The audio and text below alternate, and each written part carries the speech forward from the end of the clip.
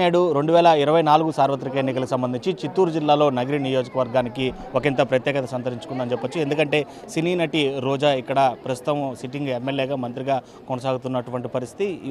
మరోసారి ఆమె వైఎస్ఆర్సీపీ అభ్యర్థిగా కూడా పోటీలో ఉన్నటువంటి నేపథ్యంలోనే ప్రత్యర్థి కూటమి అభ్యర్థి అయినటువంటి గాలి భానుప్రకాష్తో ఆమె పోటీ పడుతున్నటువంటి పరిస్థితి. అయితే ప్రస్తుతం నగిరి నియోజకవర్గంలో ఉదయం నుంచి కూడా పోలింగ్ కోసం అంటే తమ ఓటు హక్కును వినియోగించుకోవడానికి పెద్ద సంఖ్యలో ప్రజానికమంతా కూడా బారులు తీరినటువంటి పరిస్థితి ఉంది. ఉదయం 5:30 గంటల ప్రాంతం నుంచే కూడా క్యూ లైన్లు కట్టారు ఓటర్లు. ఖచ్చితంగా కూడా తమ ఓటు హక్కుని హక్కుగా భావిస్తూ కూడా ఇక్కడ వినియోగించుకునేటువంటి పరిస్థితి చూస్తున్నాం. పోలీసులు కూడా ఎంతో అంటే క్యూ లైన్లో నిర్వహణ బాధ్యతలను దగ్గరుండి చూపిస్తున్నటువంటి పరిస్థితి. పూర్తిగా ఏదైతే ఒక జిల్లా పరిషత్ స్కూల్లో నిర్వహిస్తున్నటువంటి ఈ పోలింగ్కి సంబంధించి లోపల ఇప్పటికే క్యూ లైన్లు అన్నీ కూడా నిండిపోవడంతో వెలుపల ఉండేటువంటి గేట్ వద్ద ఇంకా బారులు తీరారు ఓటర్లందరూ కూడా. ఆ క్యూ లైన్లు తగ్గినటువంటి సమయంలో తిరిగి ఇక్కడ బయట ఉన్నటువంటి ఓటర్ని లోపలికి అనుమతించేటువంటి ప్రయత్నాన్ని ఇక్కడ పోలీసులు చాలా పకడ్బందీగా నిర్వహిస్తున్నటువంటి పరిస్థితి. అయితే పూర్తి స్థాయిలో ఇలాంటి చర్యలు ఎక్కడ అవాంఛనీయ ఘటనలు జరగకుండా కూడా ఏర్పాట్లు అయితే మాత్రం చాలా సంసిద్ధంగా చేసిందని చెప్పొచ్చు. పోలింగ్ సిబ్బంది కావచ్చు, ఎలక్షన్ కమిషన్ కావచ్చు. అయితే నిజంగానే చూడాలంటే గతంలో కంటే కూడా ఈసారి ఈ క్యూ లైన్ల పరిస్థితి కనుక చూస్తే అంటే వేసవి తాపంకి క్యూలో నిలబడలేక ఉదయాన్నే ఇంతమంది ఓటర్లు బారులు తీరాలా, లేక ఖచ్చితంగా తమ ఓటు హక్కును వినియోగించుకొని రాబోయేటువంటి ప్రభుత్వాన్ని, తమకు నచ్చినటువంటి ప్రభుత్వాన్ని అధికారంలోకి తీసుకురావడానికి కసిగా బారులు తీరారా అనేది పూర్తిగా రిజల్ట్స్ వచ్చిన తర్వాతే చెప్పేటువంటి పరిస్థితి ఉంటుంది. మరోవైపు ఇటు నగిరి నియోజకవర్గంలో ప్రత్యేకించి గత 10 ఏళ్లుగా కూడా ఎమ్మెల్యేగా కొనసాగుతున్నటువంటి ప్రస్తుతం మంత్రిగా కొనసాగుతున్నటువంటి రోజా 3వ దఫా కూడా హ్యాట్రిక్ కొడతానని చెప్పి కూడా తన సవాలు విసిరినటువంటి పరిస్థితి ఉంది.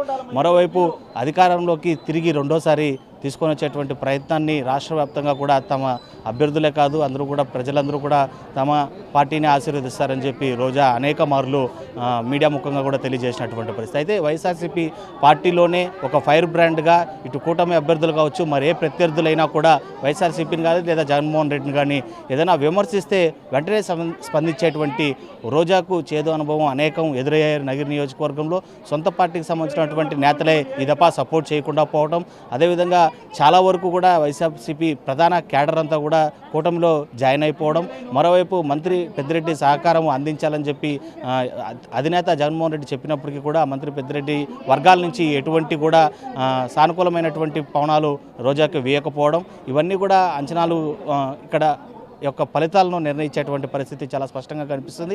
రోజా కూడా కొద్దిసేపటి క్రితమే తమ ఓటు హక్కుని వినియోగించుకున్నారు. నగిరి నియోజకవర్గంలోనే ఆమె ఇక్కడే సొంతంగా కూడా గృహాన్ని నిర్మించుకొని ఆమె ఇక్కడే ఉండేటువంటి పరిస్థితుల నేపథ్యంలో మరోవైపు ప్రత్యర్థిగా ఉన్నటువంటి కూటమి అభ్యర్థి అయినటువంటి గాలి భానుప్రకాష్ సైతం రామచంద్రపురంలోనే ఆయన ఓటు హక్కును వినియోగించుకున్నటువంటి పరిస్థితి. మరికొంతమంది ఇండిపెండెంట్లు, అదేవిధంగా కాంగ్రెస్ పార్టీ నుంచి కూడా మరికొంతమంది ఇక్కడ పోటీలో ఉండేటువంటి పరిస్థితి ఉంది.